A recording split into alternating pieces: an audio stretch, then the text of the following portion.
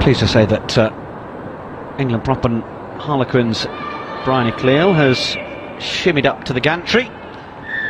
They were disappointed to lose here at home last week after their previous home tie. That was that victory against Loughborough Lightning that really said so much about the attitude of the club and its players. Worcester Warriors against Exeter Chiefs. We're off at six ways. Yamamoto looking to feed. No such kicking exit initially out of the 22 from the kickoff, so Mattinson will just get Skeldon to lead the protection at the breakdown. Breakdown may well be an area of focus, but look at that take on the run from Maisie Allen.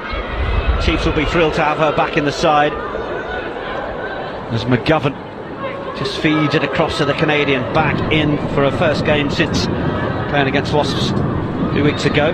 World Cup semi-finalist, of course. The ball coughed up in the tackle, and Worcester will look to try and make the most of it.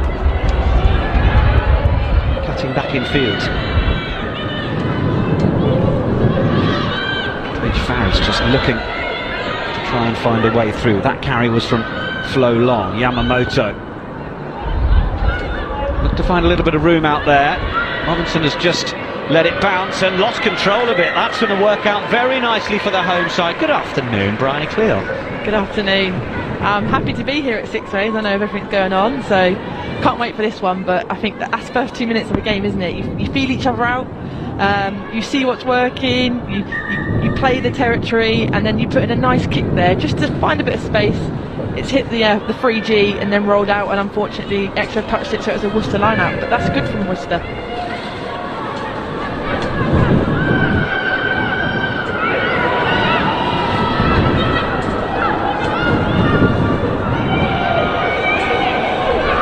Skeldon able to use the strength of Sinead Harries, the Wales international, who's back in the fold, but it's been turned over. And if you're paying any attention to the preview stats of this week, turnovers from Chiefs against Worcester is perhaps not what you might expect.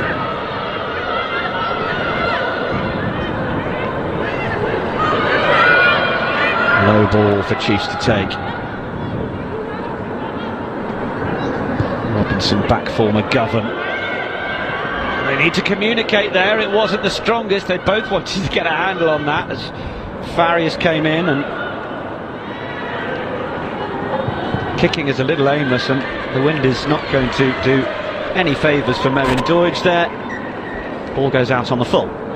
I think that's, you said it there, kicking's a bit aimless. I think when you put these kicks in, when you're looking to move a team around, get in behind them, they've got to have an outcome to them. They've got to find grass, and it looks like Worcester this week have decided that that's what they want to do. They've had the ball twice now in the centre of the pitch, and they've both put kicks in behind. But Exeter there, yeah, straight out on the full, so it was a Worcester line out.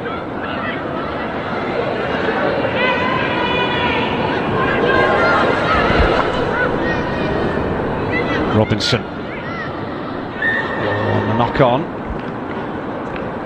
It's just a bit uncharacteristic from Exeter. We've seen free handling errors already in the first few minutes, and that's unusual for them. Obviously, last time I was here, it was a bit of a sad story for Exeter Chiefs, and I watched my sister lift that Premiership trophy. So, is it being back here? But this is not like them. Normally, they keep hold of the ball really well. They go through their phases, and then they unleash the likes of Claudia McDonald. So, it's good for Worcester. They've just got to keep the ball. Had a chat with Susie Appleby before the game, didn't we? She was saying that she only realised that this morning, that that was her last appearance here with the Chiefs.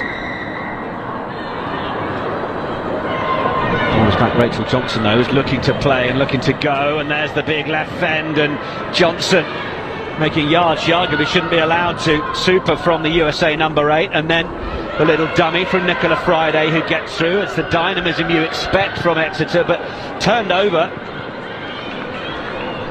And protection of the ball in the breakdown has not been in high supply. It goes from Claudia McDonald, it goes straight down the neck of Katie Mattinson, who dummies the offload, and McDonald is not buying a moment of it. Winger slash scrum half, kicking to opposing scrum half, as Mattinson then gets back there. She's looked for a little ball over the top for Farris to chase, and Farris gets hold of McDonald. In it comes for Tutosi. Allen helping protect. Robinson wants it. Tremelling just getting out of there in time. Cat McNaney is just dropping back. And is going to be the one underneath this. It's a good take from the fullback. Just about braced herself in time for the follow-up tackle. Yamamoto, oh, it's a really flat one right across the face of the defence, and well taken by Shermer. Got themselves into a good position. I wasn't sure the kick was the right option. It has worked out for them. Low one for Yamamoto, and the giveaway for Hope Rogers. Rogers right in the passing lane. Not quite the howler that we saw at the Stonex earlier. Players not rolling away. If you haven't seen the Langi Tuima steal, Zoe Harrison threw it away under the posts. Well, it won't be one that Zoe Harrison will be looking to watch wherever she may be recovering post-match. But I thought Hope Rogers was going the distance. Yeah, we were all behind the idea, especially the front row club. Yeah, put a fiver on it. Oh. Ball not kept in field. But when you've got players like Hope Rogers, who's your loose head prop, putting the line speed in D, getting off the line quick enough to then be in the eyesight of that 10 and make them do mistakes they wouldn't make, and make them make that pass and then take the ball. It's such an easy way to get that ball back, but for your loose head prop to do that, it's special. Got to be in the right place, haven't you? It's just, again, we just talked about it, it's uncharacteristic from Exeter Chiefs. If they get a line out on the 5 metre line, the previous nine games, that's a good line out, that's going to Nicola Friday, and that's a pushover maul. They've got one of the best mauls in the league, but this is where it needs to work for them. It's certainly turning into be more reliably defensively for University of Worcester Warriors. Atherton gets one call on it. We have got our referee mic'd up, but we think our friend Mr. Warbaum has neglected to turn it on for us, so we'll hopefully get someone in to advise him if he could flick the switch for us. We'll have a little bit more of a mic on site. I love listening to what refs say as well. I'm really disappointed now I'm not in his ear. It's a Cleal staple, I think. No, it's just really interesting, I think, to see what refs, how they're communicating to players. Back home they don't get to hear it, and it's interesting to see how good they are at communicating to players, and also what they're saying, and a bit of an insight into some of the laws, because rugby's such an intricate game at times. Certainly is. Brought down by Nicola Friday, the little juggle, but this is more characteristic of Exeter Chiefs. Tutosi just keeping her head down at the back, not wanting to pop her head above. Waiting for Robinson, and now it'll be fed. Cantona then getting it away for McGovern, who worked hard. Little stop-go from Claudia MacDonald. Canadian international Farris lines her up. So many big carriers, a truly international lineup of megastars in this Exeter Chiefs lineup, and there's another one as Hope Rogers goes bowling through and takes Hannah Bluck out of the game. Then more homegrown talent as Poppy Leach does some of the work. Alarm bell starting to ring now as Caris Cox looks to try and hold on for dear life. The Warriors outside centre, but it's now centimetres rather than metres for the Chiefs, and the ball is over. And well, I think Harry Walbaum is just wanting to check if anyone could advise him if it was anything other than grounded. The reaction from the Warriors players looked to suggest they've seen a try scored, I have to say. Yeah, there it is. He's had a conversation with the AR and given the try, but when you're in a position when you're 15 metres out and you send Hope Rogers, Gabby Cantona, all tuck up the jumper and down they go, they put their heads down, off they go, and you're running against Hannah Bluck, who is a mighty fine player herself, a big ball carrying centre, and she sent her back 2 metres. When you've got the likes of that and they just keep coming, they come around the corner and you've got Rachel Johnson coming, you've got Dalika Menin, it's just attritional, it's so difficult. You've got to stop them getting into them areas so they can't do that to you, because once they're there and Hope Rogers picks up the ball and she's a metre out, we all know the end result. We certainly do. And it's Rogers with an 8th try of the season. She was on 7 tries in 7 games, make it 8 in 8 now. McGovern, league's top point scorer.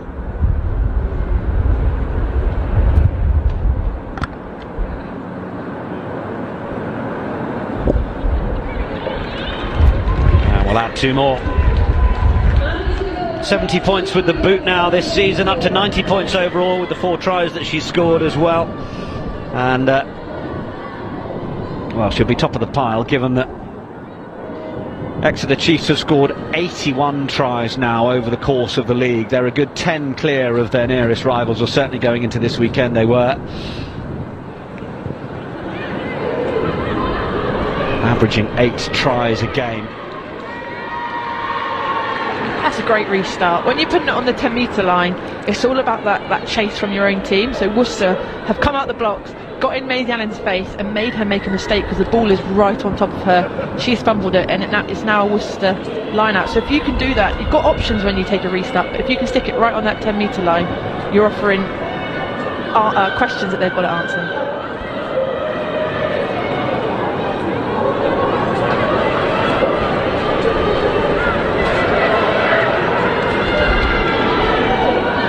Yamamoto looking to just find room to put Karis Cox through, but needed to release the ball when tackled on the floor, kept moving. Yeah, sometimes you've got to release the ball. If you release the ball, get up and then pick the ball up, you can carry on. But if you've been tackled and they're holding you, you can't then get back up and carry on running. So the referee's called that, and that's why it's the penalty to Exeter.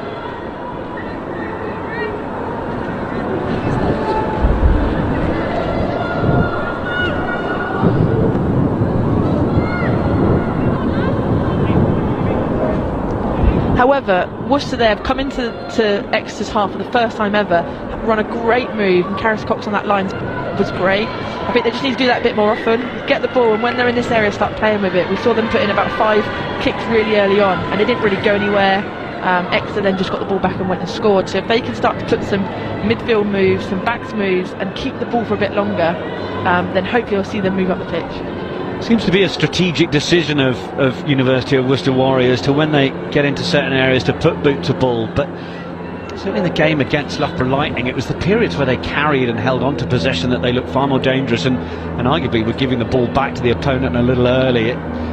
They do seem to stick to it, so it's obviously something that Joe Yap is wanting to see from Yamamoto. And well, you've got to come up with different ways to play when you're playing the best teams in the league. You can't just do the same every week, because they do the same every week and come away with the win. So how do you change it up and do something different? Solid work right down the line, and this is fine Faries, who's just in a little bit of room but has opted not to make a risky offload. Yamamoto, another lovely flat one, and that's nice for Scottish international Skeldon. And Mattinson away for the Japanese once more, but that was the door well closed by Exeter Chiefs. And Hope Rogers, oh, look at the footballing ability from the Eagle. That is beautiful. Rocking through the tackle, spotting the loose ball and just looping it up with the foot. It's Americans, they're all good at football, soccer.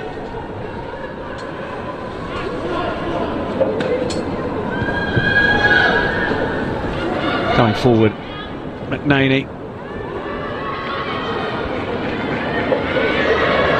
Referee's asking them to play with the advantage, and McGovern has looked to chip it. Referee Harry Walbaum is continuing to play the advantage, I think sensing that it will come from the Chiefs eventually. Just a knock-on advantage. They are looking to ask questions around the fringes of this Worcester defence.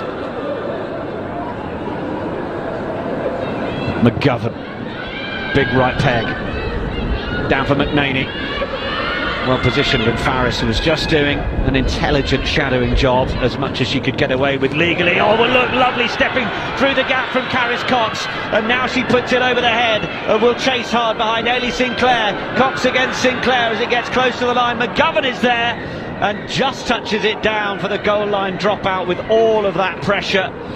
but that was really wise and great footwork from the Warriors centre, Caris Cox. She picked that up from the ruck, and straight away she saw that the two defenders in Exeter's team just weren't close. They weren't close enough. They left too much of a gap, and I think she steps the first one and then gasses it through. Sees a mismatch with Hope Rogers, and away she goes. And then she puts the kick in behind, and it's just gone over the try line. I think she wanted that just to hold up a little bit more. So Liv McGovern had to make a decision on, does she play it? Does she take it over the try line? Because if Liv McGovern had taken it over the try line, it would have been a scrum on the 5 metre to Worcester. But because it had been kicked over the goal line, it becomes Exeter's dropout. But again, smart moves and good play from Caris Cox.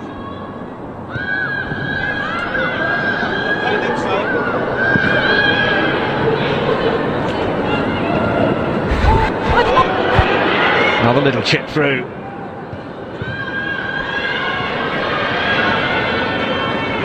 Ball downfield is allowing Bluck to pick it up. Wind is going to be a real factor here this afternoon as McDonald comes back and claims it from Doidge, and we know that Claudia McDonald loves to find the little chinks in the defence. Rogers just carrying again. Combination of Menin and Rogers making the hard yards for the Chiefs. Robinson suggests she goes back the way of Leach. I'm not entirely sure why Exeter Chiefs name Leach and Friday as 5 and 4, because they always wear 4 and 5. Happens every week. Friday just there making the next carry. Sorry, just getting a bit of commentators' grief off my chest there. Is that what you hate, is it? Wrong numbers? Well, it's the lifeblood of our work, isn't it? It still doesn't make people not call me Poppy when I'm on a rugby pitch. Well, I can safely say I've not done that. You know what? Exeter there kept the ball alive for so long. I just wonder whether it's times like that and they should be looking at what Worcester are doing and putting the ball in behind. If you're going from side to side on the halfway line, yes, it's knackering, but it's knackering you all out. Oh, look, we're watching Hope Rogers. Here we go. Left foot, flick up. Oh, that is delightful, isn't it? Honestly, she's got no ACL as well, that's what I hear. Yeah, heard that too. In from Titosi, down from Johnson. This is Cantona. Oh my goodness. Ebony Jeffries has just blown Minori Yamamoto to smithereens. McGovern. Allen was the decoy runner. Zachary, and then on for McDonald with a bit more room to operate in. Into the 22 now come Exeter Chiefs. Up there for Leach, then well taken on the right hand by Rogers. Chiefs now just looking like they're beginning to click, where it wasn't the case for the first 10 minutes or so. But Robinson, Cantona, Jeffries right on the shoulder, looking for the try line. The try scored. Scintillating from Exeter Chiefs. Try number 2 on the board. Jeffries scoring against DMP last round, back on the score sheet for her 4th of the season. When they come into the 22, they just seem to come alive. It's like an energy they get, and they all just want a bit of the ball. They all want to come to the ball with pace. They want to be coming around the corner, and both backs and forwards are completely happy to carry that off 9. And then you see how destructive it is. Even Claudia McDonald, who's a winger, it decides to run through people. They all want to run through them. And they've got such good physicality, and we see that from Ebony Jeffries, who isn't the biggest player out there for Exeter Chiefs. She's chosen to run at a 10, which I think we all like to run at, and has then bounced her off. So it's that want to come around the corner and that want to carry in the hard yards, and they always make the gain line when they're in that 22. And from that, if you keep making that gain line, you're going to go over and score, and that's what Ebony Jeffries has done. Voice of Bryony Cleal, 7 caps with the Red Roses, Harlequins prop, who is with us at Six Ways as Liv McGovern looks to add another 2 points to her league leading tally, which she will do. And Exeter Chiefs build themselves a 14-point advantage inside the first quarter of the match.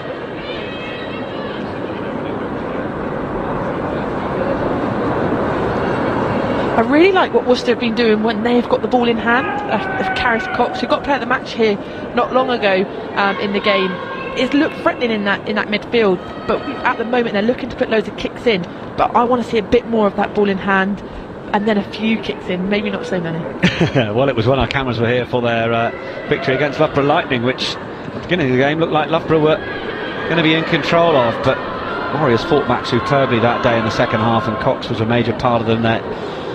Joe Yapp is a big fan of Bluck and Cox being able to work together in that midfield. Zachary, though, really solid low chop hit from Lana Skeldon. And Zachary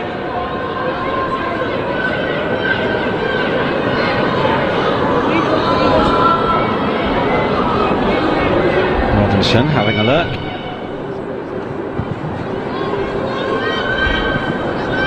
Oh, just bounced up into the bread basket for McNaney. Mattinson got the offer from Cara Brinker.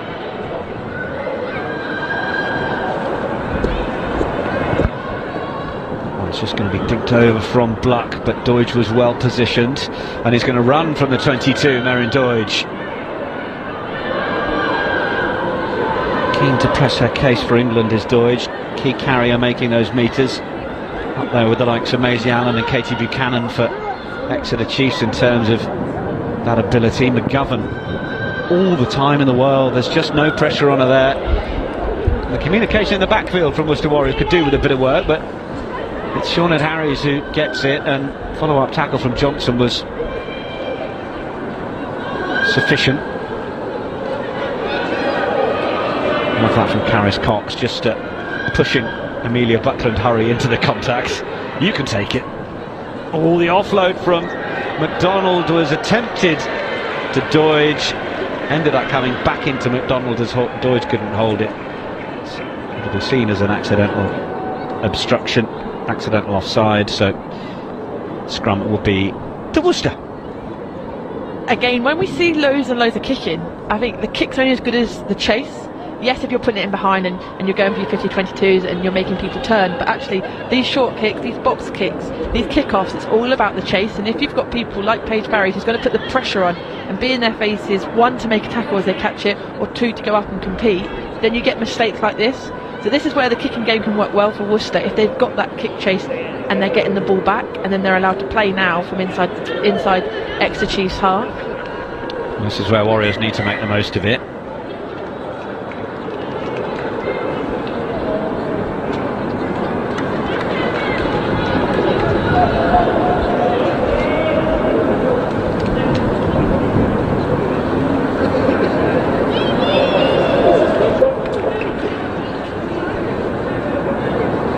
This Exeter Chiefs pack especially, this scrum time is kind of their bread and butter. They love to come alive at scrums and mauls.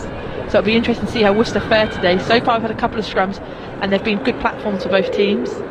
But I know Exeter Chiefs will love to go after that Worcester scrum.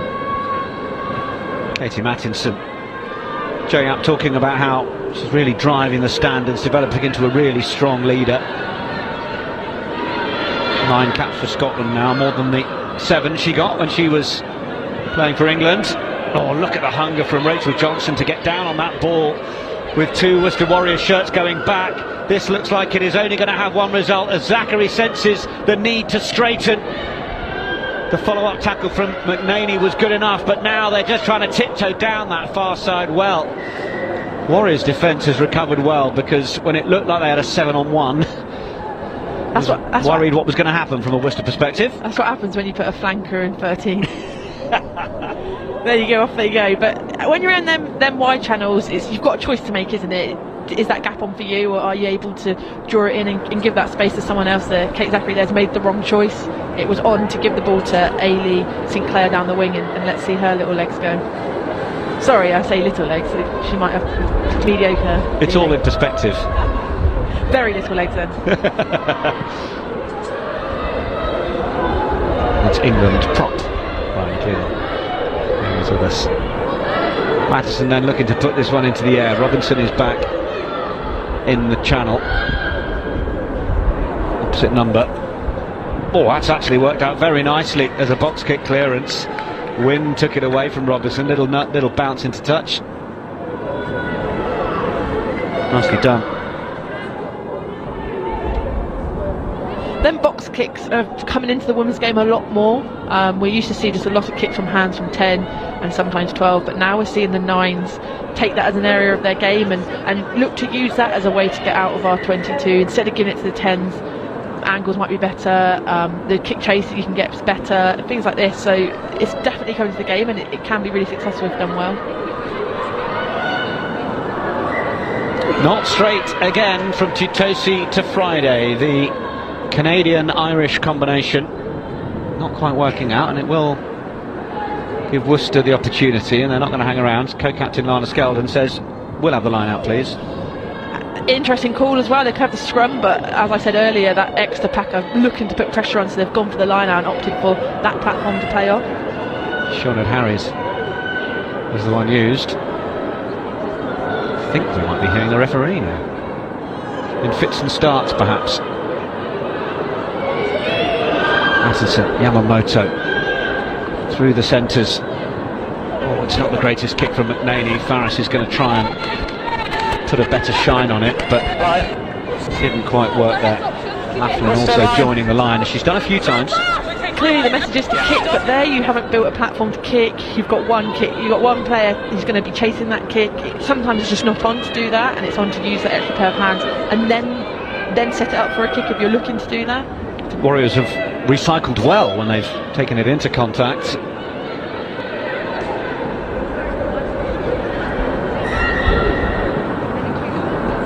Breakdown is, well, I mentioned early doors, a particular area of focus. Exeter are one of the worst in terms of trying to force turnovers. They're the actual lowest in terms of the Premier 15. They won't mind too much given that they've scored 80 tries over the course of the season, but Worcester Warriors are actually top, 7.4 turnovers a game. They've had a couple already in this first half. And Exeter are quite near the bottom of the list when it comes to making the errors and getting turned over. So it would tell you a story that suggests that in the area of the breakdown, where sometimes the Chiefs won't compete, actually that would be in Worcester Warriors' favour. So on the topic of whether to kick the ball away, risking you might lose at the breakdown, perhaps Worcester should be backing themselves there a little more, and it's going to be McNaney who plays it away, and then Laughlin who's looking to try and find some room on the outside. We know she's got the gas, but she was well tracked there. Flo Long will ride the tackle well, but they're going to go back. Farris continues to be down that left side. Can't score without the ball, that's what I always say. So if you're kicking it away, you can't score without it. And so yeah, they've obviously got Charlotte Wright-Haley, who's been immense in that kind of area, and both in defensive ruck arrivals and turnovers. And they do have players like that, Jane Brown, who sat on the bench, Clara Brinkat, who can get the ball back for you. But ultimately, rugby's about points scored, that's who wins. So it's making that decision of when you kick, when you don't kick, and keeping the ball. And they're the areas that decide the game. So I want to see Worcester with the ball a bit more, because I think in that centre pairing they've looked really good, and actually they've got some electric carriers, so I want to see them on it, Vicky Laughlin especially. Joe Yapp's just ducking behind our cameras.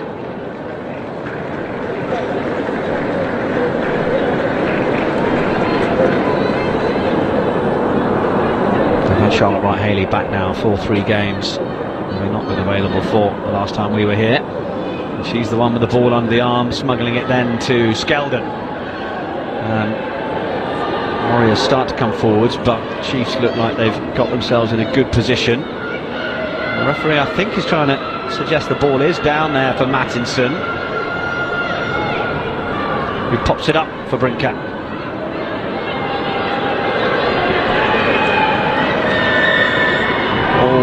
But little bit too keen from Charlotte Wright-Haley to clear Claudia MacDonald out of that ruck, and she drove her well far and beyond, and unfortunately for her was well spotted by Harry Walbaum. Penalty Chiefs.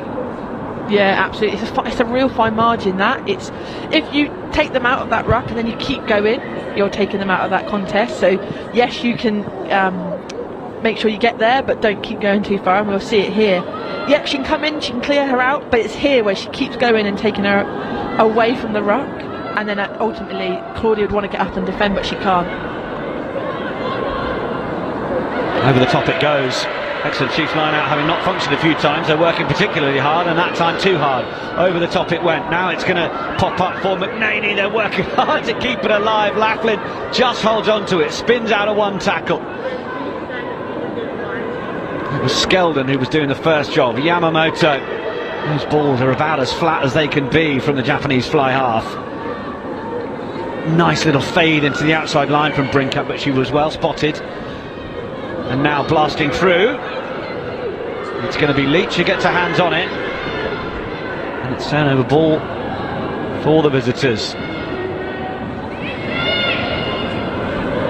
Had a change at hooker as well. It looks like Titosi is off and Keena Maloney is on. That is quite a big change. We've seen a couple of lineouts not go straight. Don't know whether there's anything up with Emily Titosi. Didn't see anything, I have to say, but Laughlin there has given the ball. You felt like she maybe had to go through the gap a little bit, draw some defenders in first, but it is Warriors still in possession. Need to look after the ball a little bit more. Johnson trying to affect the turnover, but Friday's gone to try and play. Mattinson screams from the coaching box. That's better from Sean and Harries, getting through the tackle, but thrown away a bit in haste from Laughlin.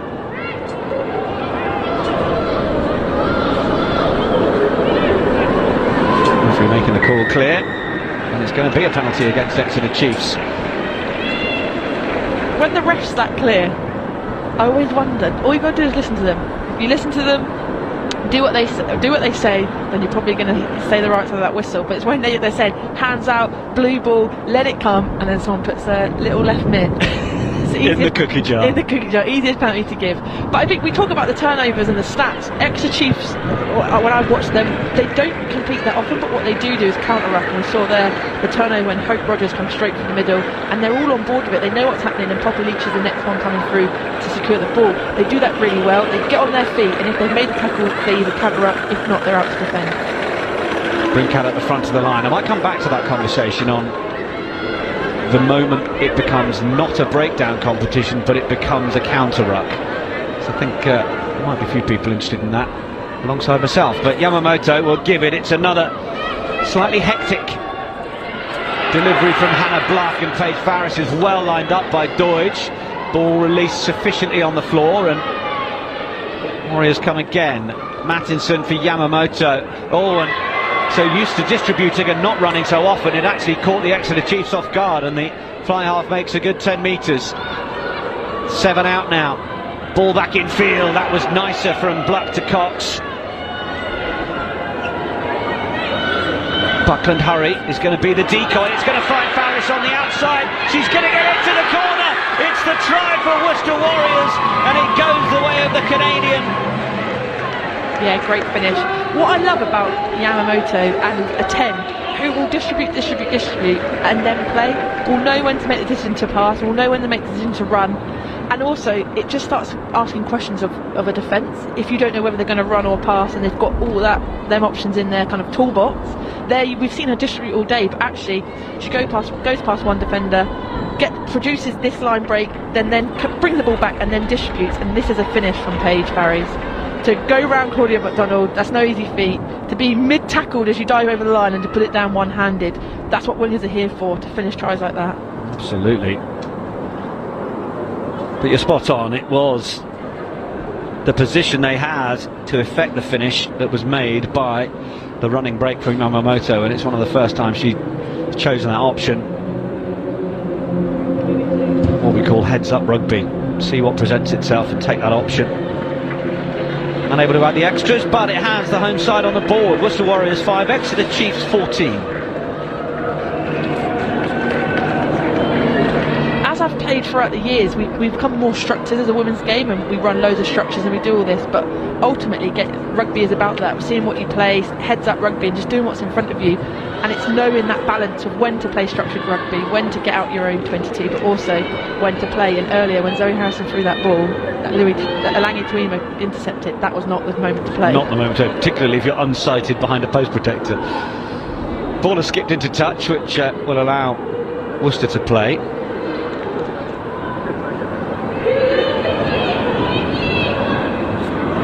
Safe option of Shaunard Harries.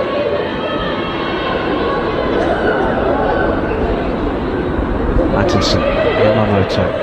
Laughlin again coming off the wing, and it's going to work out nicely as Cox comes screaming downfield again, looking to just get on the outside arc. Support is there from Skeldon, and well, she was almost as quick as the centre there in terms of knowing the importance of keeping that quick ball. Brinkat then in the middle of the field. It's a super return from Worcester Warriors as Shaunard Harries shows a little bit more physicality again. Not held, perhaps a little symbol of how Exeter Chiefs are leaving things at the breakdown after they made the tackle. They may have to address that as Warriors players just get back to their feet, allowing them to take more yards. It's Carmen Tremelling, started at tight head in 3 of the last 4. Moving across this side, then more physical stuff from Hannah Black. Mattinson for Skeldon. It's got the blonde hair poking out of the scrum cap. Yamamoto just sets herself a little deeper. Good example for any young players watching, but then the over risk of the pass and the screen downfield. The cover's going to come across. Who is going to get their hands on the ball? Not entirely sure. Laughlin got her hands on the ball to try and affect the turnover, but now it's gone forwards from Exeter, and it's hoofed away from Black. This is turning into quite the passage of play. Doidge sizes up the options. McDonald suggests it's back on this side and wants to try and get around Harries. Welsh and Scottish combination getting in to make the tackle, but then Rogers was on the shoulder to be able to get the offload away for Zachary. Went backwards off Paige Farris. So it's there for the Chiefs still, and it's Nicola Friday. McGovern. Ebony Jeffries. Now a penalty advantage being played to the Chiefs, so they will have as long as they need to play this one, but we're going to come back. Well, I think there was absolutely everything in that last 2 minutes. Yeah, absolutely. I think if you give it to Exeter's back 3 and you've kicked the ball and you've not chased, you've given them holes to run at. People like Claudia McDonald, I don't want to be seen in space if I'm on the defending team. Up here I love it, but when I'm defending I don't want to see that. So it's just, again, a kick's really good if the chase is just... Got to keep that defensive line flat, haven't you, as the ball goes into the backfield. But it's been the quick tap from Exeter, who want to keep the pressure up. Robinson. Leach that time. Jeffries comes around. It's going to be Maloney who's taking names for Exeter Chiefs. Rogers. Now Chiefs are starting to flood this left-hand side. Cantona will feed McGovern. Maisie Allen on for Zachary, on for McDonald, and it's try number 3 in the corner. And Exeter Chiefs looking clinical into the 22. It all started with the quick tap. I'm not sure whether the men in the stats team are going to be considering that as a try from a quick tap, because Worcester have conceded the most in that area of any team in the league, 13 in total. But certainly from a Chiefs perspective it was about keeping up that pressure, and McDonald is the one to score the try, her 5th of the season. I think Exeter have gone into the 22 4 times and come away with 3 scores, and that's again so important. If you go into that area of the pitch, you have to come away with points, and they've done that. They've not gone to their line out, which hasn't been great for them today. It's a bit of a windy day, so they've gone away from that line out. They've chosen to take the quick tap, and it's worked out for them, because when they're at their best, it's when they've got people with the ball in hand and giving them offloads. We saw it on the near side. Hope Rogers, Claudia to Kate Zachary, goes into the middle and it comes back, Kate Zachary back to Claudia. So it's that offloading, that ability to keep the ball alive, and thankfully this time Kate Zachary gave it one-handed. Thank you, there you go, Claudia. I think we should see if we can get you a job with the stats team. 4 entries, 3 scores. You're right on top of it, Bryony Cleon. Super work.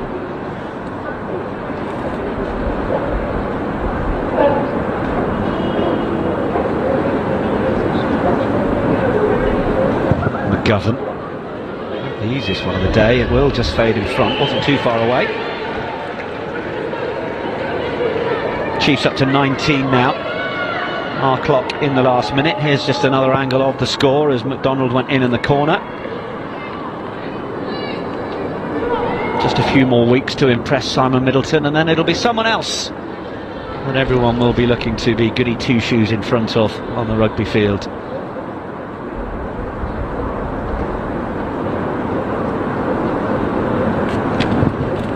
Yamamoto hoping the wind will do the job on that. Oh, that is excellent. Any other day that was landing about 5 metres from the halfway line, but the wind just picked it and took it the requisite 10 metres and 2 centimetres, I would say. Her kicking's been awesome off the kick-off, off the restarts 3 times now. She's put it on exactly the same spot. If I was that Worcester winger, I know where I'd be going and getting up high to put the pressure on. Unfortunately there they've knocked it on into touch, but if you know as a winger that's where the ball's landed, you can put so much pressure on the opposition. Yeah, or Karis Cox as well, who's also a tall, rangy runner. Give Worcester a chance to compete. Our clock in the red then. We will be on the timing of the referee, as McGovern looks to keep it in field. McNaney, not the pickup she would have wanted, and the referee is going to call that a knock-on, but he's also going to say that that will be the last act of the first half. Well, it certainly took Exeter Chiefs a little while to get going.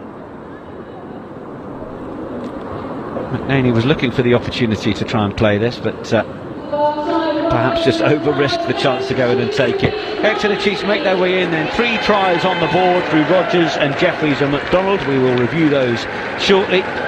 Worcester with Paige Farris on the board. I'd say we've had a fair amount of running rugby over the course of that first 40 minutes. A few little bits of aimless kicking, but perhaps at times it's only serving to open things up. At half-time at Sixways, University of Worcester Warriors 5, Exeter Chiefs 19.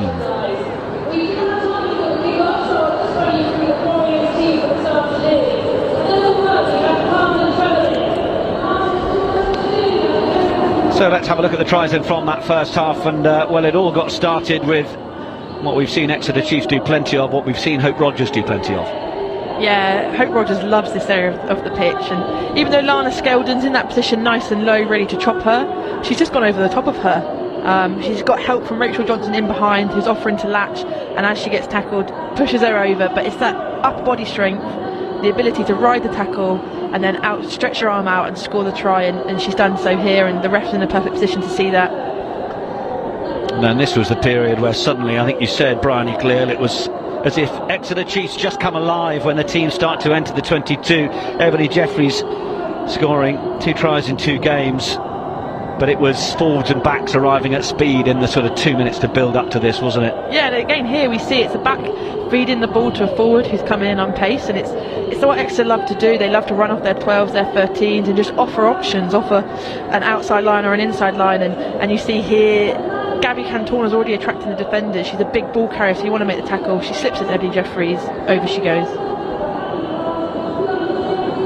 Worcester Warriors did have a couple of visits down in the Exeter Chiefs half, and it was Paige Farris who got over after the work from Yamamoto to give them that field position, who, as Bryony said towards the end of that first half, was kicking well off the restarts and distributing fairly handsomely too. Managed to get through a gap to give them the field position with a run, and then quick hands, and Farris getting through MacDonald, unable to be stopped by Doidge. Good finish from the Canadian.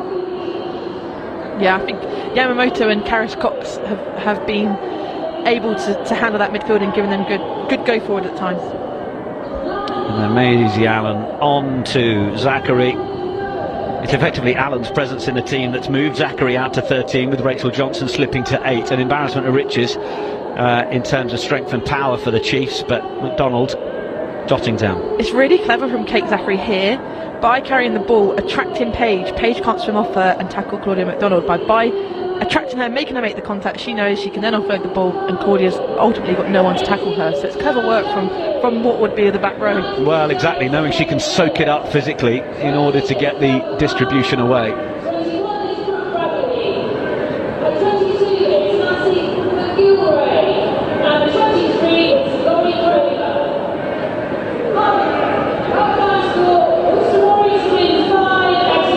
So half-time, University of Worcester Warriors 5, Exeter Chiefs Women 19. Just a chance to also bring you up to speed with the other live coverage we have coming for you. Perhaps you enjoyed the duel earlier at the Stone X as Saracens ended up running out winners against Harlequins. And we are looking towards next week. Gloucester Hartpury against Saracens. That promises to be an absolute humdinger. Our 12:30 kickoff, that one on BBC Sport, BBC iPlayer. Then 3 o'clock kickoff, Exeter Chiefs against Loughborough Lightning. That one coming from Sandy Park. Then as we move into the start of March, Harlequins women against Exeter Chiefs will be part of the rescheduled big game weekend. Expect big players in big games, don't we, Bryony Cleal? 2:30, that one on Saturday, and there will also be a game at the Sid Stadium that afternoon as Loughborough Lightning take on Bristol Bears. Looking forward to that one. So those are the various streams we've got coming up on Premier15s.com, on BBC Sport, and of course on network as well on TV. You can catch that Harlequins and Exeter Chiefs game, no doubt, on the BT Sport app as well. So I think we can go down to pitch side, catch up with Ashley Wilmot. I think she might have a Rugby World Cup winner on her hands. Down to you, Ashley.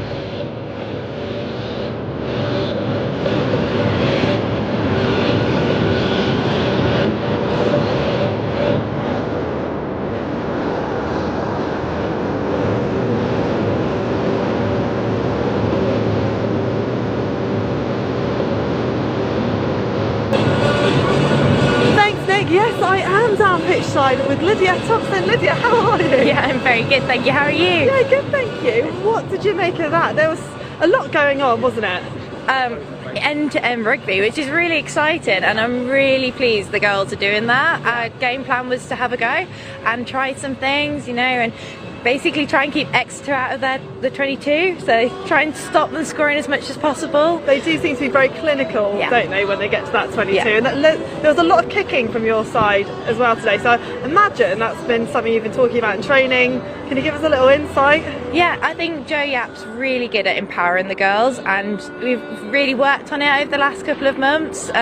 We've had great support from Tony Yap coming in to teach us to kick a bit more, and I think it's nice to see the girls like have a go, experiment, put some kicks in behind and get on top of them. So yeah, I'm really pleased for them to... It's been a real turbulent time with the club, but I feel like this is a great opportunity. They're tough opposition, but like you say, a great opportunity to just try different things and take risks, and you know, hopefully they come away with a decent result. Absolutely, there's going to be so many positives we can take from this. It'd be awesome to be like having a closer scoreboard. It'd be great that, you know, they hadn't scored some of the tries they have, but we've got lots of positives, and to see Paige finish in the corner there to execute simple hands was brilliant. And I think, you know, there's going to be a lot of highlights we can take from today. Yeah, exactly. Like you say, you just touched on Paige Farry's, her try down the side. That was fantastic. And you know what? The crowd here, I've been sat in the stands amongst it all, and it's just been such a great atmosphere. They really rally in and get behind you. We are so lucky to have the fans we have. They've stuck with us. New faces are appearing, which is awesome, and the same faces who have stayed with us week in, week out are here, and I just feel incredibly grateful actually to have that Worcester family. Oh, it does really feel like a family actually, and I just want to bring in that was fast, Bri. Hello. Done the other hamstring, girls. Let me stand over here. Here we go. Look at your lovely faces. I know you just were calling that one with Nick the first half. What did you make of it? Yeah, well, I want to know, have you been told to kick? Is kicking this tactic today? Because we're seeing a lot of kicks from your centres, even your 10, just dropping it over the top. Are you tempted to join us, Bri? Yeah, we're like, it's like Jo Yap supports us to have a go, especially games like this. Like, why not? What are we going to lose? So yeah, I think we've had some fun out there. Yeah, I think that's the point, isn't it? When you play these top teams, it's like, what can you do a bit different? And also, special plays. You need them kind of things. You need people like Paige Farry scoring an awesome finish in the corner here, because that's how you're going to beat these top teams who feel a bit imperious when they bring their 15 full internationals out in front of you. Like, what can we do a bit different? And that's what we're seeing, isn't we? We're seeing that heart from Worcester, especially in lots of that D. And when they got the ball, Caris Cox has looked awesome, line breaking left, right and centre. So they've been looking good when on the ball, but unfortunately Exeter are just extremely powerful when you've got all the girls putting out their t-shirt and running at you. So that's kind of the story of that half. I mean, yeah, they've got 3 tries. I think they'll be. Do you think they'll be happy with that first half performance? Because, you know, Worcester put up a fantastic defensive effort, especially the first half of that first half. I think the first 5 minutes would have disappointed them the most. There was loads of errors, ball handling issues, and they just didn't quite get into it. But for some reason, the Exeter team come alive in the 22. They get into it, and then suddenly it's like a spark's ignited, and they took a quick tap, and that led to the try. So look, there'll be points that they're disappointed in. That line out especially, I don't think that's ticked the boxes for them today. But ultimately, when you're 3 tries ahead to a team like Worcester, who have already taken us down this year at the first game of the year, so as long as you're winning and you're getting points and you're getting better, Susie Appleby will be happy. Yeah, it is about their line out, but also it's about capitalising on a line out when you win it, because it felt like just down here actually, Exeter Chiefs, they lost their line out, and it kind of almost took your side by surprise, and then it eventually went into a turnover. So it is really about being ready for those moments of surprise at all times, isn't it, Lydia? Absolutely. Like, I think, you know, that's what we could capitalise on, those like tiny, not that they make many, but mistakes that Exeter have been making. And like you said, it's awesome to see Karis Cox getting onto the ball. Like, she's been on fire this season, as many seasons for us, and actually to see her, you know, she's making me feel tired, the amount of sprints she's accumulating this game. And yeah, I agree. I feel like Exeter are making some uncharacteristic mistakes, so I'm sure Susie's going to want to kind of iron that out by the second half, but hopefully Worcester can keep capitalising. Yeah, exactly. What do you want to see from Worcester in the next half? Oh, just keep playing with the ball. When they put something to get possession together, and the likes of Karis Cox through the middle, then there's spaces out wide, and I'd love to have Farries and Laughlin on my wings, because they can finish. Yeah. They are 2 wingers that can truly finish. Sorry, Lids. You'll be back soon. Yes, we hope so. I like having them on my team too. Honestly, they can really finish, and that's what you need. But they just need a bit more of the ball, and to keep carrying it in this half. When they get into Exeter's half, put it up the t-shirt, carry it a bit more, then let your backs go to work. But at the moment, we're seeing a few kicks that they're just not getting much reward off. It feels like Yamamoto's really coming into that number 10 shirt and really finding her voice. What have you found to be the key in that number 10 shirt in the training? I think Minno's a fantastically skillful player. She hasn't had much rugby since the World Cup. She's gone back, she's worked on a lot of her core skills, and then to kind of see her grow each game, getting used to kind of directing the team, moving the team around the park, has been awesome. She just loves rugby, which is amazing, and her passion for the game to come over to the UK to play, I think inspires us all. So yeah, we're very lucky to have Minno here. And of course, we were just chatting prior to coming on. You know, we've just actually got breaking news here that there's been a 5-year deal now announced that Six Ways will be your home continually. How pleased are you to hear that and to have that like stability?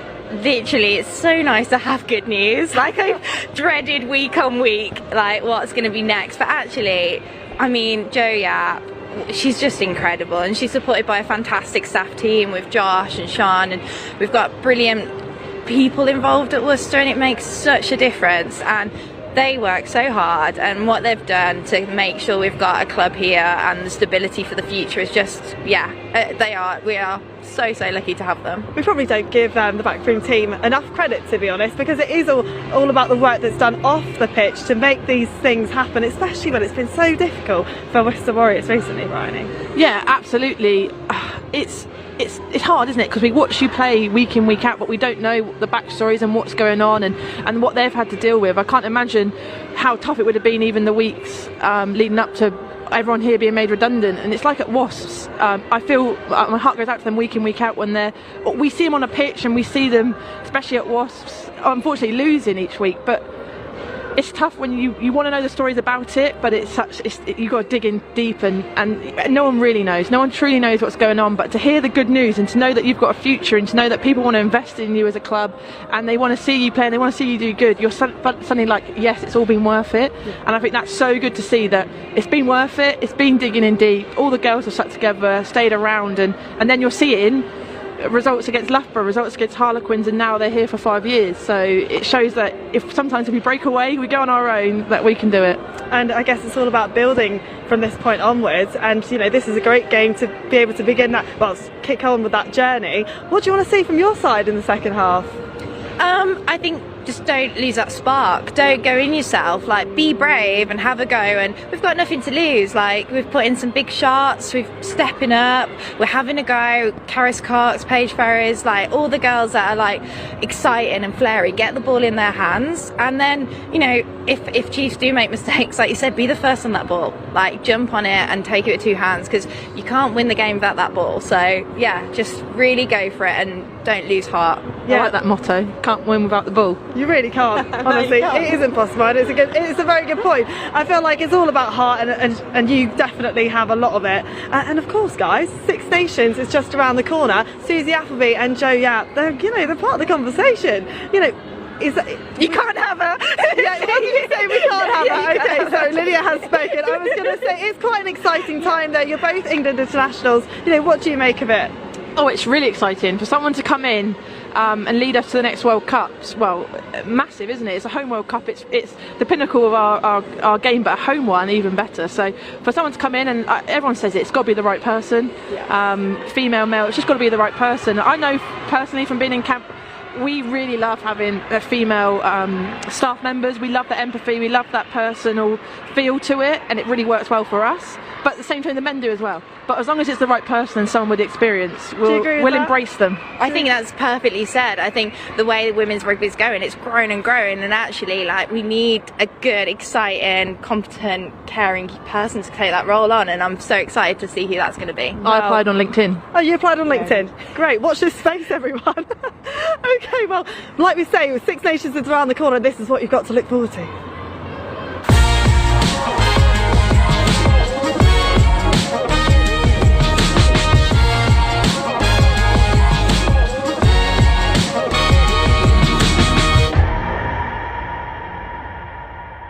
As you could tell, I was like, they were going, shut up, and I was like...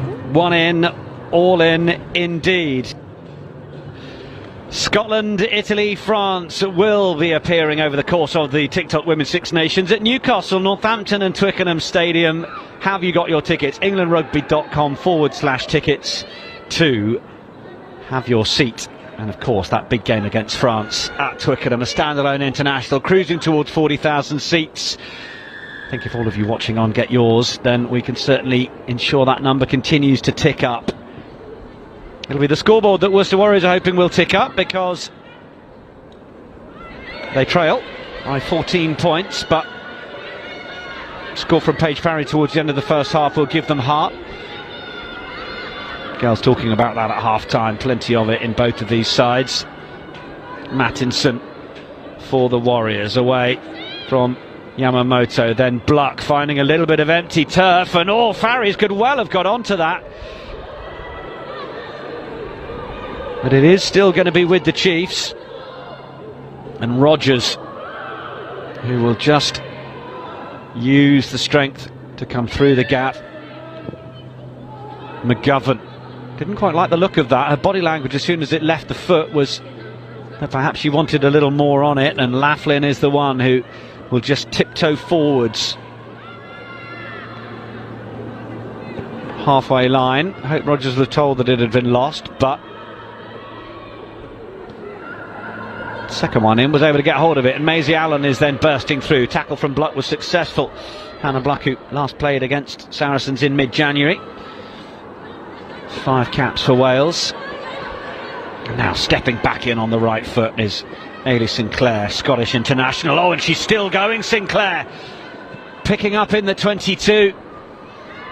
Super meterage made by the winger, but then the turnover, a critical one, just as the Chiefs were getting up ahead of steam. Have you got your breath back, Bryony Cleal? All I know is fair play to Kat Merchant when she has to do this all the time. Does it so well. Up the gantry, up the back of the stand, over the top and into the potting shed overlooking Sixways, and, well, a ground, as we're hearing, that certainly for the next 5 years at the very least will continue to have Worcester Warriors women playing their rugby here. I wish I was wearing my GPS, that's all I know. But just watching Ailey Sinclair there, she used to be a flanker at Queensland's Reds. She did a bit over in Australia, and you can tell she rode about 3 tackles there, kept going, so she's blessed with being strong and quick.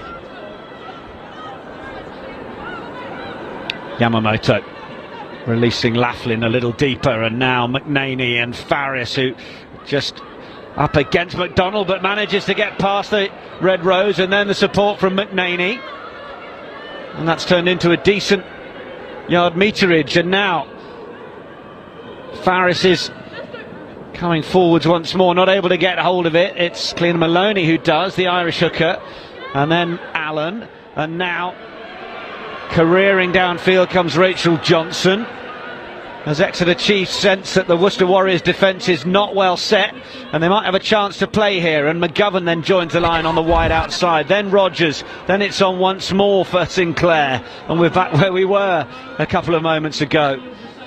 Leach in for Friday, Irish second row. No doubt have been keen to have seen the news of the Irish Review a few weeks ago, as Maloney, a fellow countrywoman, takes those yards forward. That's good distribution from Doidge to find, oh, it's superb to find Johnson. Just stepped through the tackle and made the extra couple of metres, and while it was the Warriors at one end, it's now the Chiefs who are knocking on the door. Allen sets it back. Maloney will pick and go. Look at a barge her way through as well. Use that physicality. Rogers once more. Oh, and the momentum to go through and get the score. Just unstoppable. Yeah, we talked about it in first half. It's at 22, they come in, they come alive, and when you've got Maloney and Rogers and Maisie Allen before that, who want the ball, who want to build up a bit of steam, who manage to accelerate extremely well over about 1 metre, to have that power, then they're going to go over, and this is what you're going to see. But it all came from Katie Matheson putting a kick for Paige Farries, but no one chased in the middle. Massive hole. Rachel Johnson comes through the middle, sets this up, they go wide. Ailey Sinclair makes her 10 metres, and they come into the 22, and it's just carry, carry, carry, give it to Hope. If in doubt, give it to Hope. And the wherewithal to use the momentum just to get that extra little caterpillar move over the try line.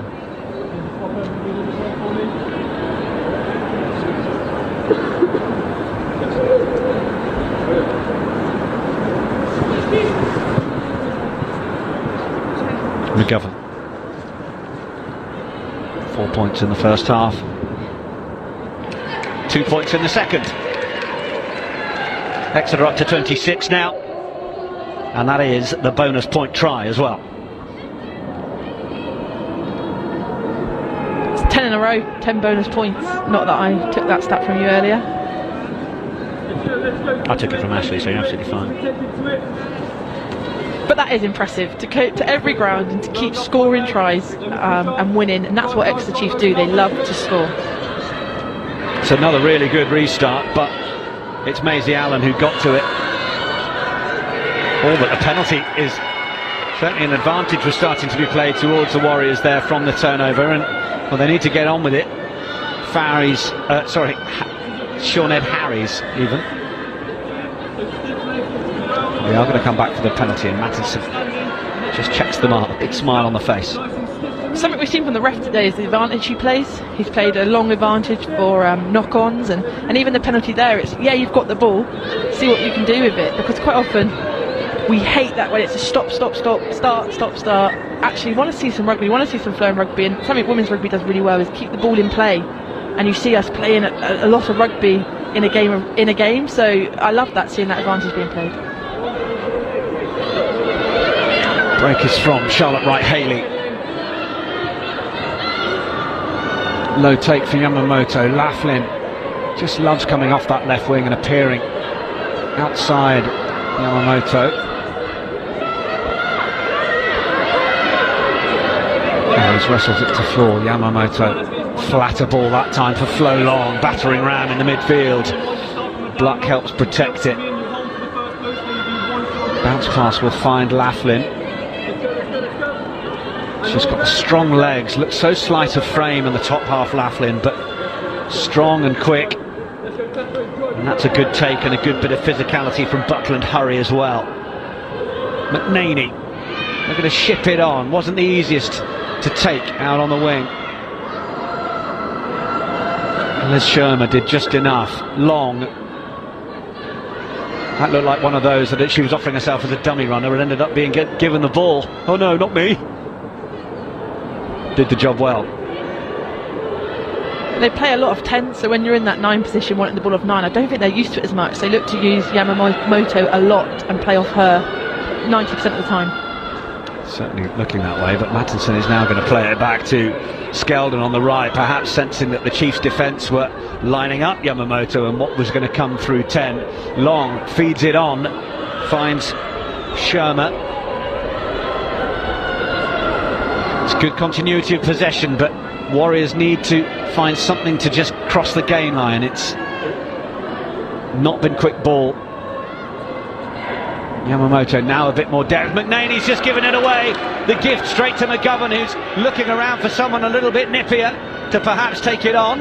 But Laughlin does well to follow the ball to floor, but that looks like it could well be the turnover penalty. Superbly won from Ailey Sinclair, but I just wonder on the run from McGovern whether Sinclair needed to offer her a wide option for the pass. She somewhat honeypotted the ball, didn't she? It might have been a little bit more for the Chiefs if Sinclair had offered that support line. As defenders, you want to rush back there and get in the way of the pass, and that's what Vicky Laughlin did really well there. So she couldn't offer Sinclair. She's put it on the toe. She's gone over here. Technically, you have to allow them up or offer them to get up, but Ailey Sinclair's gone on the ball. Like I said, used to play flanker, so if you're a winger that can do that, even better. And has got the ball for Exeter to put it in the corner for a line out.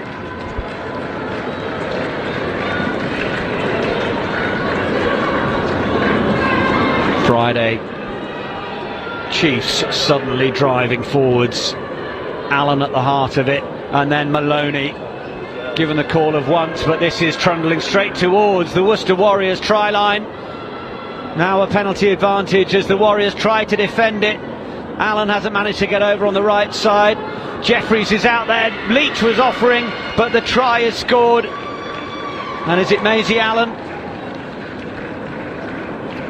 Looks like it is.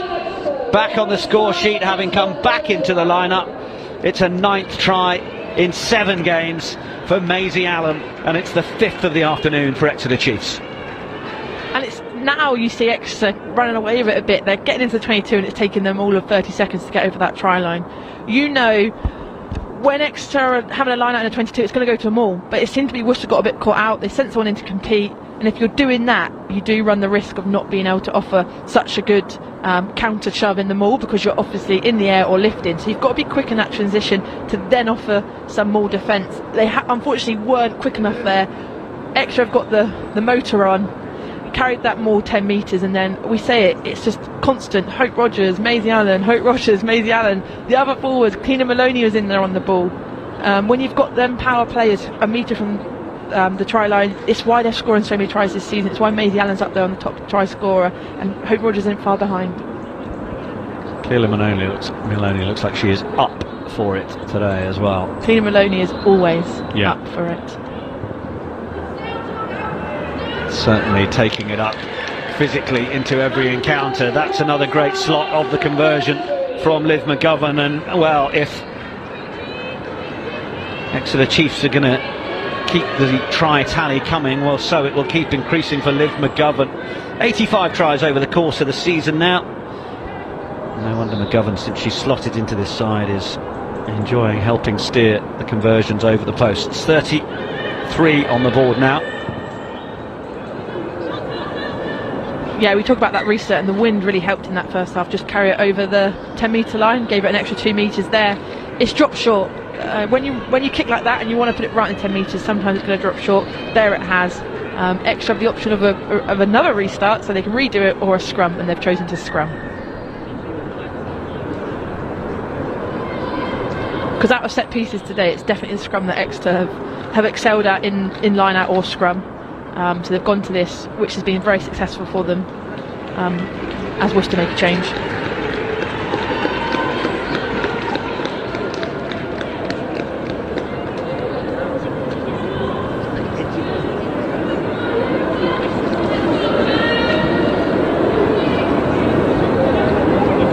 So I think we may have missed in the scoring of the try that there's been a yellow card. Apologies for that. But we have just seen the front row need to get back up to their full complement. So that was how we've seen Steph Evans come onto the field.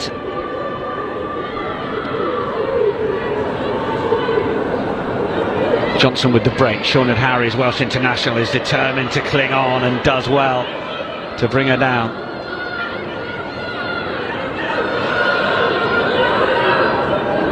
Way quickly from Robinson, and then McGovern, and it's Zachary getting into full flight. Super running back into the midfield after being at number 8 against DMP. She is another back rower in the back line, but Exeter Chiefs are more than happy to have it that way. Doidge turning up at first receiver, but just knocking it on in the process.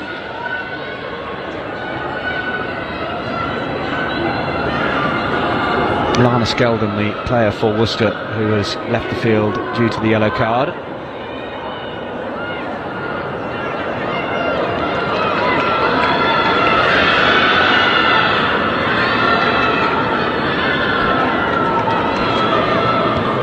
Mattinson into the air. McDonald underneath it. Dummies. Oh, manages to get straight through Paige Farries. It's another dummy from Claudia MacDonald, and she's only got eyes for the try line here. Claudia MacDonald, oh, so close. Penalty will go against Worcester. We might be lucky it's not another yellow. We said that Cleena Maloney wanted to play. Tap she goes, over she goes. Cleena Maloney gets the score for Exeter Chiefs. That tap looked so easy for her being an ex-Gaelic player, but she took that really well. And that's what you get from Maloney. She's such an aggressive player, but such a clever player as well. I've obviously spent a couple of years playing with her, and trust me, it's one of them players where you're lucky to have them on your team because they give you that energy, they give you that fire, but also they're just so clever about it, and she's got her deserves there with a try. I have to say, the previous ruck, I was hoping someone would do an Etzebeth and come around the corner and take that ball, because we see it in the men's game where if you're not attached by a shoulder, the ball's technically out. It was very limmy, a couple of hands attached to that, so I would have come around the corner, I think, and done an Etzebeth on her. As it will forever be known. But yeah, again, Cleena Maloney, we talk about carrying from so close, but she's got a great acceleration on her. That first couple of metres she can pick up pace, and then it's really difficult to stop. It's even more difficult to make a dominant tackle. So on your try line, if you're having to soak that tackle up or use their momentum to take them down, they ultimately go over the try line as well. 4 tries in 3 games for Maloney, and another conversion for Liv McGovern. Super stuff from the Australian.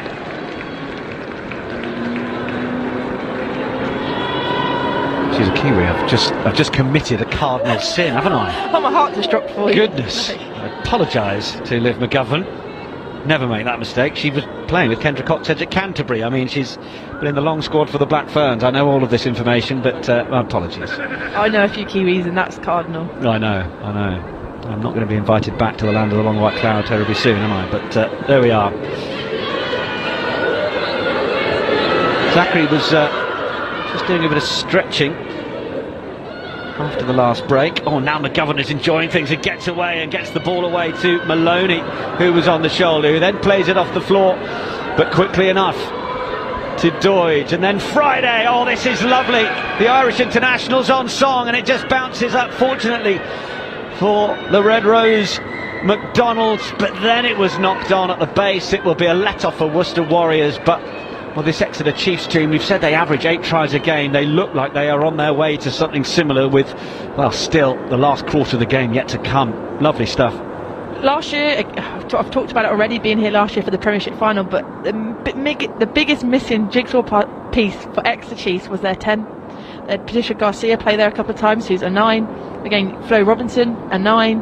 And they were really missing kind of an out-and-out 10, and someone who can carry the ball, distribute the ball, kick, offload. And what we're seeing from Liv McGovern, coming from New Zealand over, being involved in the Black Ferns camp. Thanks for rubbing it in. Things like this is that ability to be a playmaker for them, link up the backs with the forwards, offer the offload. She had Cleena Maloney on her shoulder there after making a half break, and that's something that they've wanted for years and haven't been able to have, because it's so important to have such a a good 10 when you've got such good players around you. They really do gel the team together. So she's really been a bit of a game changer for them this year, along the likes of McDonald and Maloney. But to have a 10 who can do this, it takes your game to another level, and we see when she's on fire, Exeter Chiefs are on fire. Yeah, spot on, Bryony Cleal. Yeah, I was chatting to Susie Appleby about it, just has talked about the fact that she adds a better kicking dimension and offers a bit more game management, and also seen it a couple of times from McGovern as she starts to feel the game is going her way with the kicking game, the offloading and distributing. She then also will start to run herself, start to go through the gaps.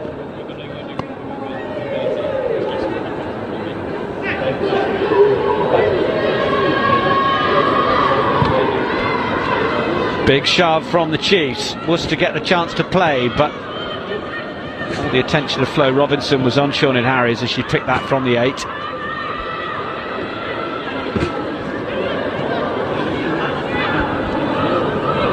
Ball is out. Big hits still coming in.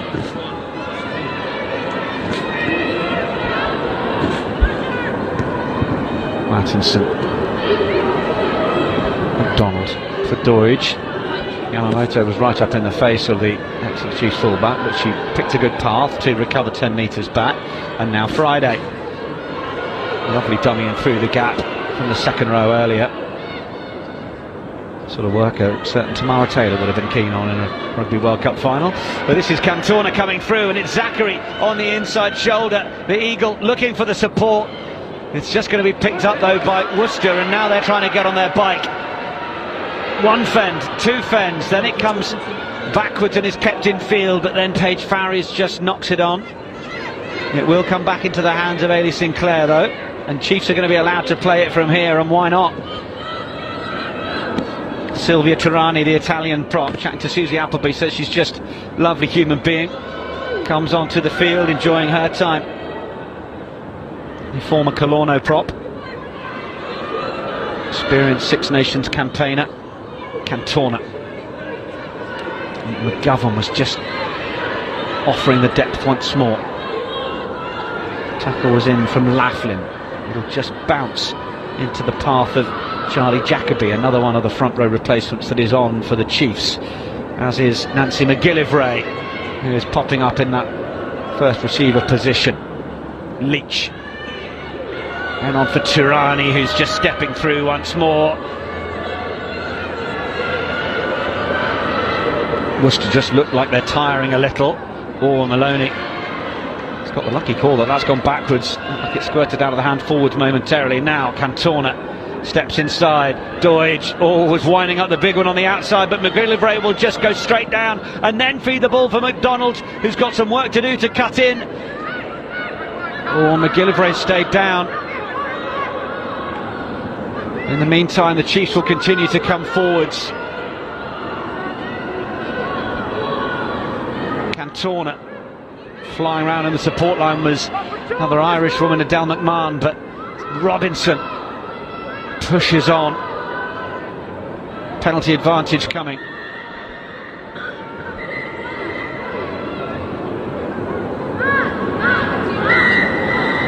Just needs to calm things down here. Penalty has already been given, and I think things are going to get a little overcooked here. Claudia McDonald is in there giving out, but certainly there is no love being lost on the floor here between Poppy Leach and Amelia Buckland-Hurry. Absolutely, Maloney has decided to split it up by just lying on the pair of them.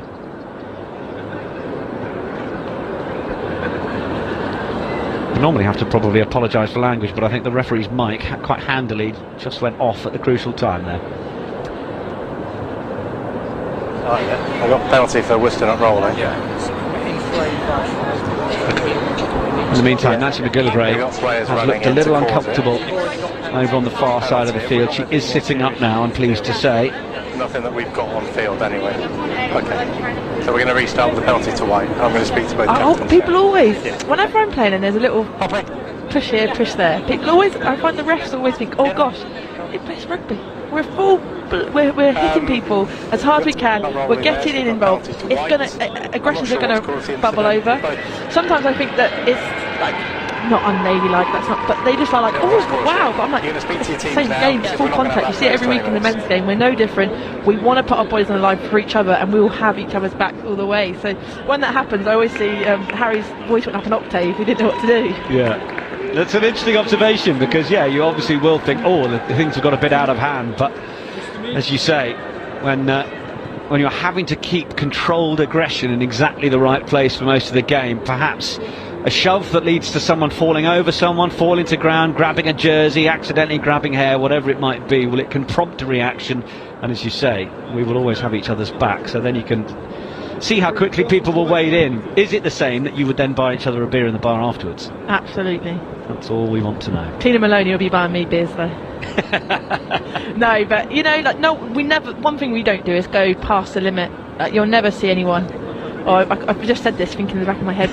Thinking of an example where you're completely Connie Powell v Emma Vassell, but apart from that, no. Like it's part of women's game. We are such good friends off the pitch, and I feel like I keep going back to Tina Maloney, but off the pitch, such a good girl. They all are. But guess what? When they're on your team, they're going to have your back, and it's the same at Marley Packer, Poppy Clill. Awesome off the pitch, but on a pitch, they're going to have your back. If I want one person to have my back, it's Poppy Clill. So it is part of. It's not part of rugby, but it is that full contact game. That look, as Gabby Cantona walks past with two tampons up her nose, says it all. But I think Susie Appley said it before game. They're such a close knit group, this Exeter Chiefs, and same with Gloucester. They're so close. We saw an all-in-one, is it this week, with Maud Muir. I had a few chuckles watching that, I have to say, but we see it, they're so close on the pitch, and then it comes out on the pitch. When you see people making breaks, not looking and sticking it on their shoulder, and they're one of their best pals is there, because they know it, so it really does come onto the pitch when you're such good friends off it. You work hard for each other. Often the best teams have got those best connections off the field. It's why the team bonding exercises are so key. As Skeldon tidies up the back of the line out, and then you see her plenty of times put boot to ball back on the field after the yellow card.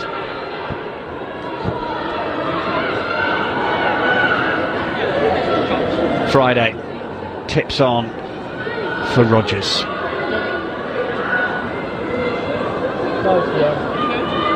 McGovern went for the flatter pass that time for McMahon. McMahon, known as Tricky to her friends. McNaney wanted to try and step inside and get the offload away, but within the tackle it just caused her to spill it forwards rather than back. And see what she was trying to do. Yeah, I think if I was Susie Appley now, I'd be making a sub at 9. I think Flo Robinson's done extremely well today. She's had the speed of ruck at the breakdown so quick for Exeter Chiefs, and that's where they've got to go forward. But now I'd bring on Brooke Bradley, and I'd try and even raise it even more. Fresh legs, quicker ruck, because if they can get that ruck speed down and even quicker, under 3 seconds is what we always want in rugby, then there'll be some serious holes out there in Worcester, because they're starting to get tired and they're leaving dog legs. Well, I think they've heard you, Bryony. There you go.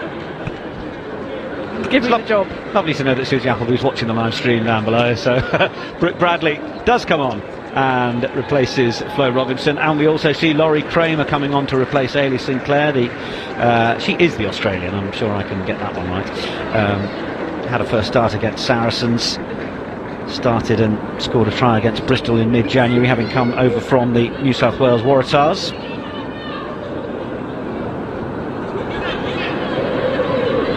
Brooke Bradley, former Worcester player.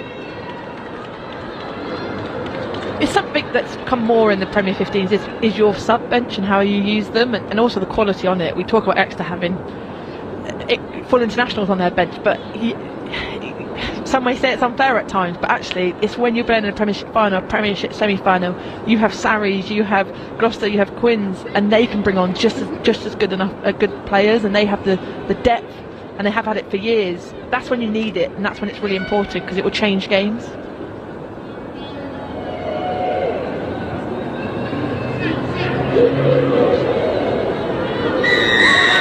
Penalty goes the way of Worcester. Look at the cheers as well. Katie Mattinson leading them.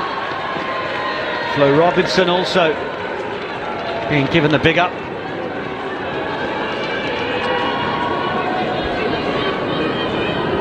Nothing gives you energy as a front rower as a scrum penalty. A bit subjective, them scrums, but it's all about that, celebrating the big moments, the big wins. Well, the forwards would have loved Vicky Foxwell to have given them a position up the touchline, but her attempt to give them a few yards was actually one that came off the outside of the boot. McDonald, sensing nothing on, has just sent that end over end down the turf. Mattinson slightly put Paige Farries in a hospitalising position there, but Warriors do still have possession. Mattinson now signalling that this one's going to go up. Wants the winger to chase, but it's just going to go out. Was it inside the 22? It was.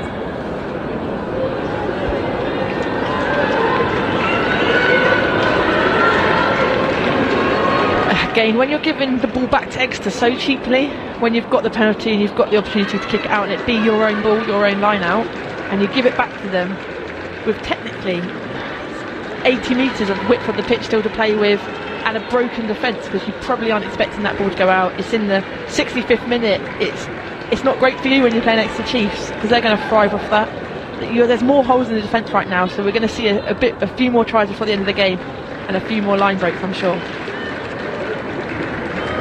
So, Irish international replaced by Australian as Michaela Leonard comes on for Exeter Chiefs. And McGillivray, pleased to say, is back able to join us. He was perhaps concerned having turned an ankle, but physio team have tested her and she's back in the lineup, which is good to see. Raft of changes made for Worcester Warriors as well. Abby Kershaw is onto the field, Fionn Lewis as well. And some changes in the front row as well, but it's Chiefs on the ball at the minute. Cantona linking, sending Maloney forwards as well in support. Penalty goes the way of the home side though. If I was that front row, I'd be saying please kick it out, please make touch, because this is when you're in your half, you win the penalty back. It's a great turnover from Skeldon, and then it gives you the opportunity to play in the opposition's half, build a platform, have a line out and get the ball. Defending in rugby is so difficult. It saps your energy and it's tough, and so it's moments like this where you want to go on the attack and you want to keep the ball for a longer period of time to recover, hopefully put some points on the board, ready for the next lot of defence.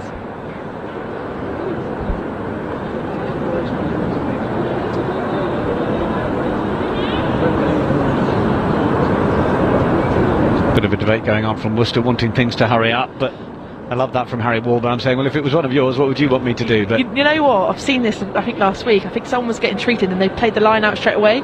I don't mind it as long as it's the same in every game. I think it was Simi Pam getting treated and the line out had gone before she'd blinked.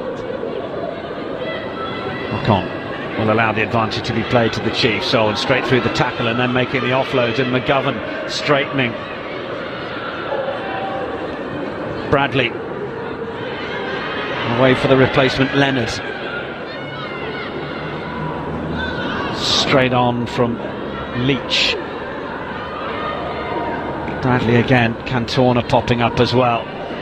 Chiefs just all looking on the same page, sensing that the continued phase play will eventually find a hole in the Worcester Warriors defence. They're quite narrow at the minute though, the Chiefs.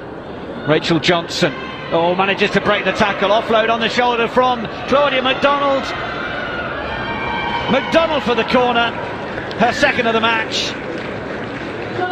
And Exeter Chiefs are wrapping things up at Six Ways. And we've got 10 minutes left of the game.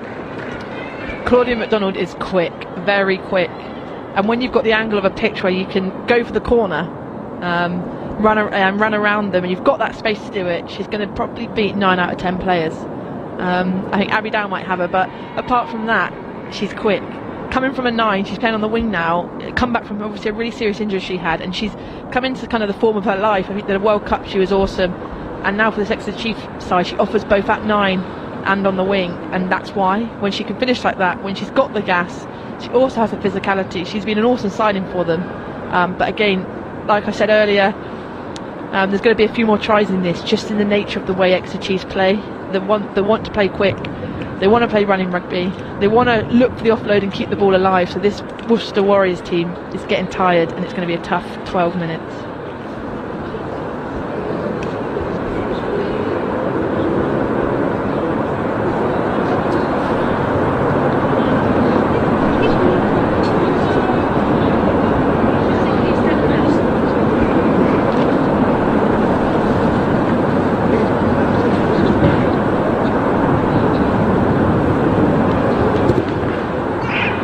Governs conversion effort. Oh, will make it. That's lovely. Up to 12 points for her. Up to 47 now for the Chiefs.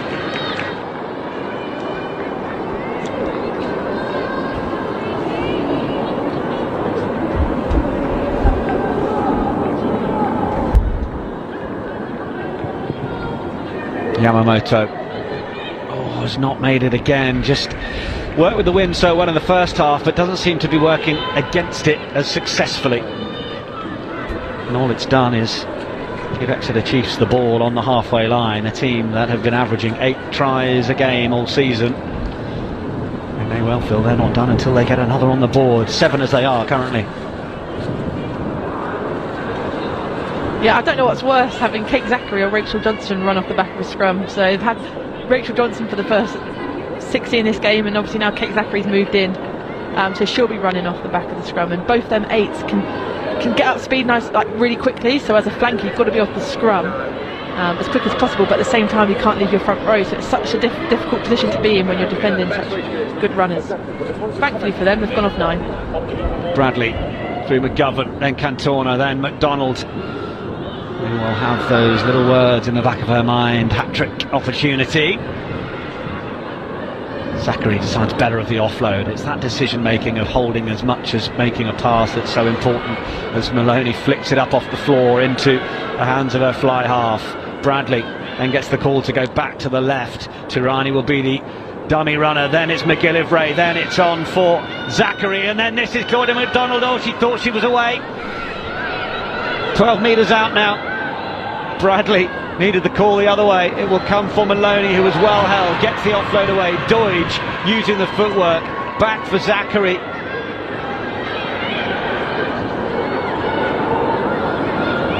Leach, head down.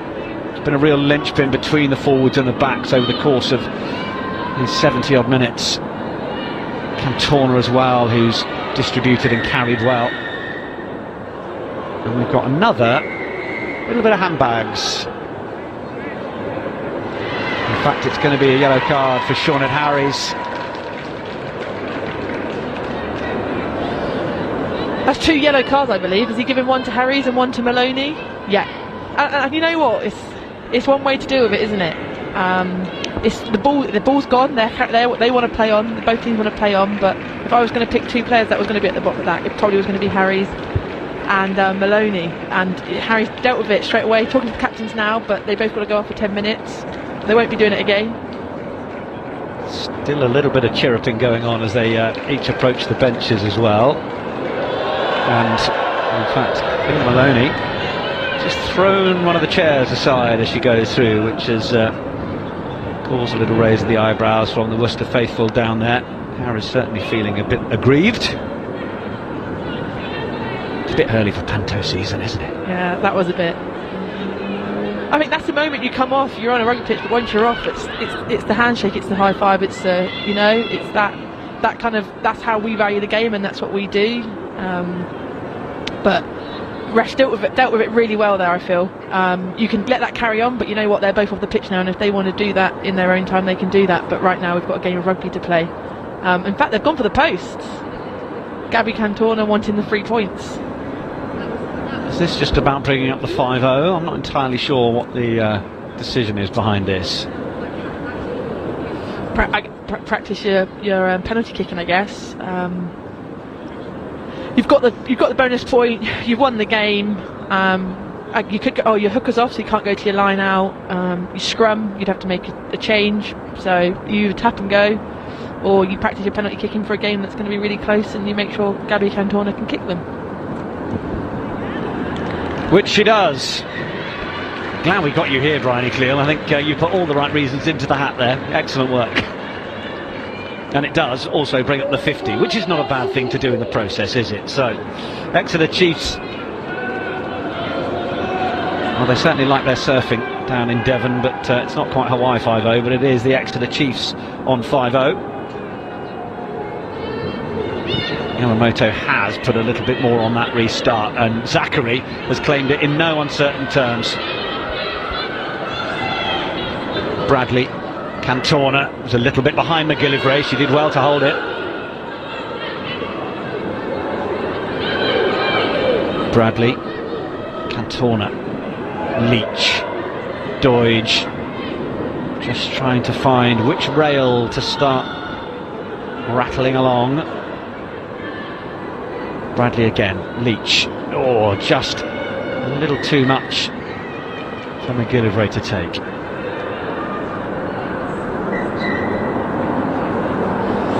Yeah, when a team starts getting tired, that's where your biggest gaps will be, in the wide channels. Exeter are doing it really nicely. They're pulling it out the back. They're offering a dummy runner out front and then pulling it out the back, and then maybe doing that twice down the line, and then entering the wide channels and finding gaps, finding soft shoulders.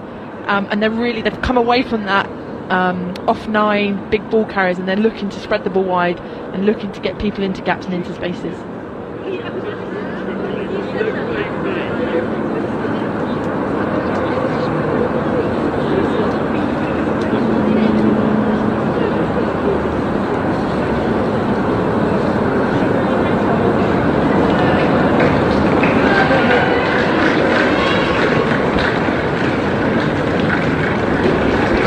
Being made as front row cover for the Cards, and it's requiring Emily Titosi to get back up to speed.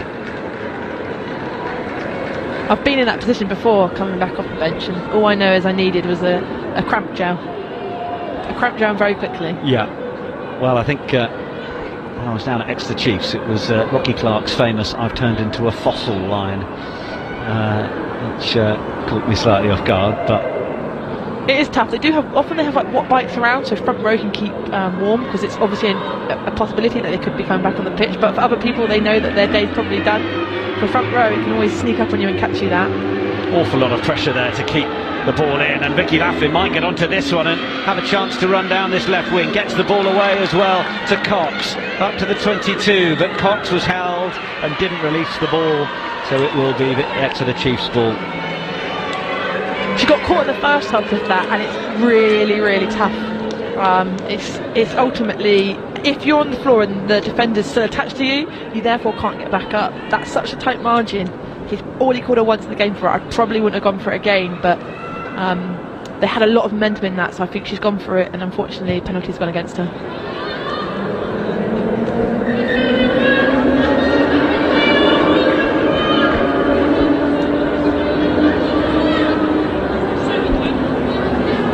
The Chiefs will have this line out.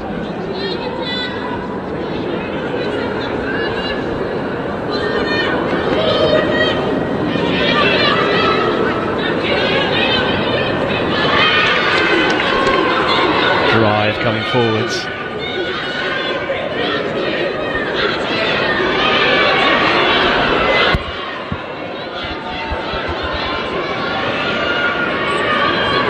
This is still working.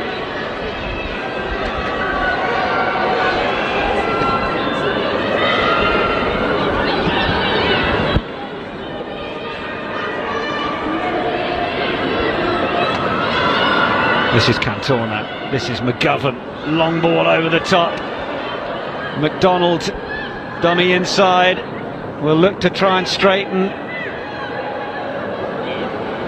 McGovern's gone down with cramp, I think. In the meantime, Chiefs will continue to come.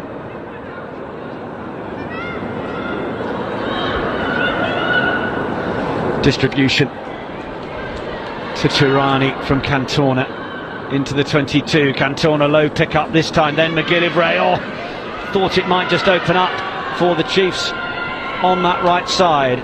Leach, well smothered. Exeter Chiefs looking for their 8th try of the afternoon, as it's another solid carry from Charlie Jacoby. Then in it comes Zachary, Doidge, McDonald for the corner and the hat-trick. It's a completion job from Exeter Chiefs. 3 tries for McDonald, 8 tries all in all. We do still have a few minutes left, but the dominance telling in the end again from Susie Appleby's charges. Yeah, and that's where the gap starts to come, like we've already previously talked about, on the wide edges. So here in the first half we saw them tack up the jumper and go nice and close, nice and compact, but actually the gap's on out wide, and again Claudia McDonald's going to finish that all day. Gabby Cantona there's done awesomely to step in at 10. Liv McGovern picked up cramp, but to have someone just to slot in at 10 and just distribute and play the ball to Charlie Jacoby when Karis Cox jumped out the line, who made a gap, and then pull it back and go wide, Merrin Doidge into the corner. That's what Exeter Chiefs are good at. They've both got the power game, but they've also got great finishes out wide and people in the centres that can play for them.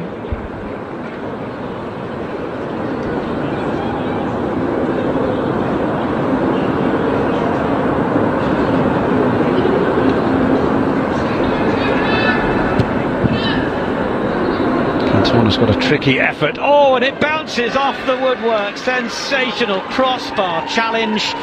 Well, Bryony Cleal, I think I need to leave the rest to you. Yeah, so talking about player of the match, we had a few names floating around. Liv McGovern's done awesomely well today to distribute, to kick, to offer running meters. We've got the likes of Kate Zachary and Hope Rogers scoring, Claudia McDonald, but it had to go for me to Gabby Cantona. I think we've seen her try assist twice. We saw her with the Ebony Jeffries. We've seen her slot into the 10 shirt at times. We've seen her kick a penalty. We've seen her carry the ball in the 22, put it up the jumper and become one of the forwards. Every time she's got the ball, she's made the game line, but also been able to play others into space and over for tries. So today, my player of the match is Gabby Cantona. Excellent. I think I wasn't expecting a 400-word essay, but it's certainly what we got, and I think you've made your case fairly clear. There were so many people, and I just wanted to make sure there was reasons behind it. I think it's excellent. You've shown us you're working, and I think we can be agreed.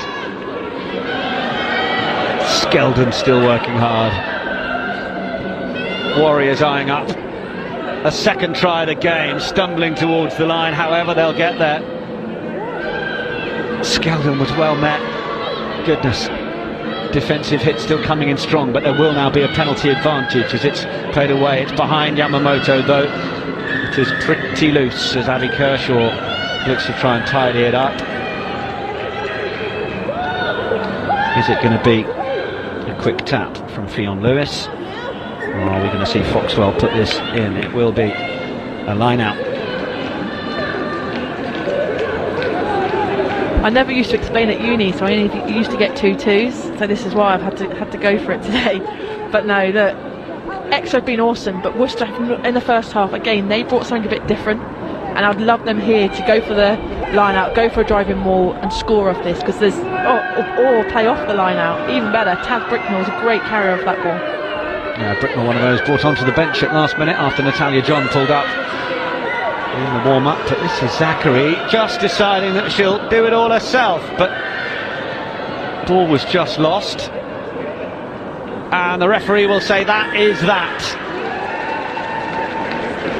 An accomplished performance from Exeter Chiefs, seeing them score 8 tries at 6 ways, a hat-trick for Claudia McDonald. Worcester Warriors managed to just get Paige Farries on the scoreboard towards the end of that first half, but well, they average 8 tries a game, Exeter Chiefs, and they've stopped no shorter than that amount again today. Not entirely free-flowing from them at times. Worcester Warriors certainly did a good job defensively in large parts of the match, but the power, the superstars that are across this Exeter Chiefs side doing the job. Opportunity to see them against Gloucester Hartpury again soon is going to be a real